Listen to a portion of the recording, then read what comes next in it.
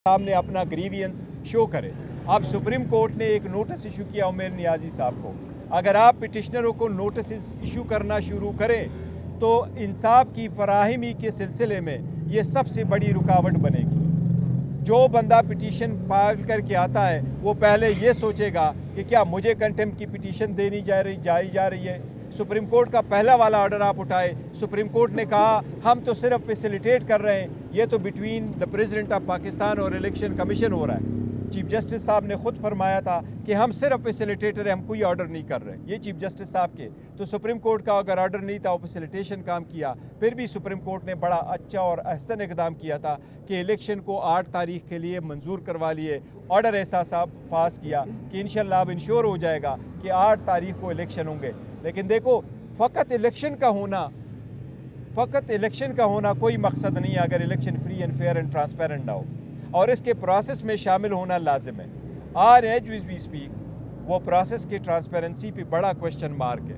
आज भी हमें इजाज़त नहीं है, आज भी कन्वेंशन की इजाज़त नहीं मिल रही, आज भी पार्टिसिपेशन की इजाज़त नहीं मिल रही, आज भी हमारे झंडों की इजाज़त नहीं है। हम चार्टर ऑफ डिमांड लेके गए थे, जो डेलीगेशन हम लेके गए थे चीफ इलेक्शन कमिश्नर के पास, पूरे कमीशन के मेंबर्स थे।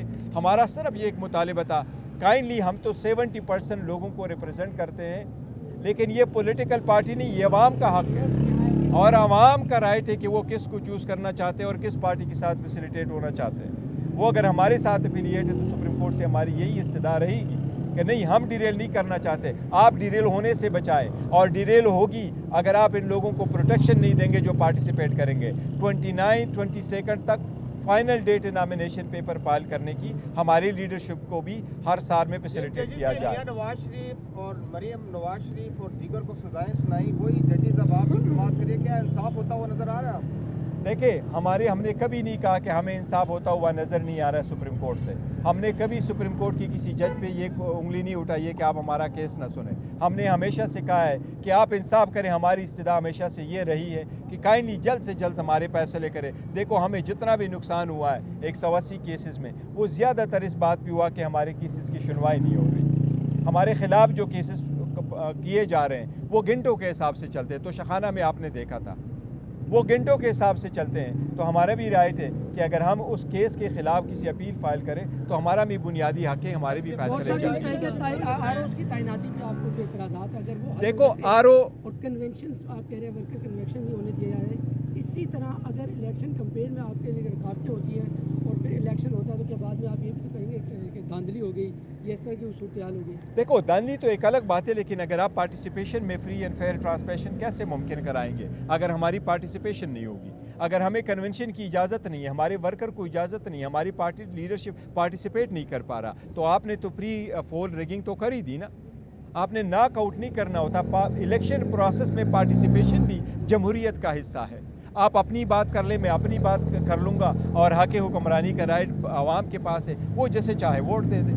लेकिन हमारा ये इस्तेदा थ्रू आउट रहा, ये अभी नहीं। आप अप्रैल की उठा ले, अप्रैल में भी हमने पिटीशन फाइल कर दी थी। उसी वक्त भी हम कह रहे थे कि काइंडली जितने भी डिस्ट्रिक्ट रिटर्निंग अफसरान हैं वो जुडिशरी से ली जाएँ ताकि उन पे इन्फ्लुएंस कम हो और वो इन्फ्लुएंस में ना आए और वो फ्री एंड इंडिपेंडेंट इलेक्शन करा। चेयरमैन पीटीआई, आप जिस तरह कह रहे हैं कि हमारे खिलाफ क्रैकडाउन चल रहा है, तो क्या ये मुमकिन है कि आपके खिलाफ जितना भी अभी जो सख्तियाँ हो रही हैं इसको देखते हुए आप इलेक्शन से बाइकाट का सोच रहे हैं? नहीं, देखो, पीटीआई इलेक्शन की बाइकाट कभी नहीं करेगी। बॉयकाट की तरफ हम हरगिज़ नहीं जा रहे। हमारी कोशिश है, देखो, बॉयकाट नहीं करते, लेकिन हमारी ये ज़रूर है कि हम कोशिश करते हमने सिंबल से इलेक्शन लड़े, हम कोशिश करते free and fair transparent election में पार्टिसिपेट करें, और हमारे वर्करों का भी राइट है कि वो पार्टिसिपेट करें। देखो, 266 कंस्टिट्यूंसी है, उसमें तो मैक्सिमम 266 बंदों ने खड़े होना है ना, लेकिन ये 25 करोड़ आवाम को रिप्रेजेंट करते हैं उस पार्लियामेंट में, तो इसके साथ 25 करोड़ आवाम की बुनियादी हकूक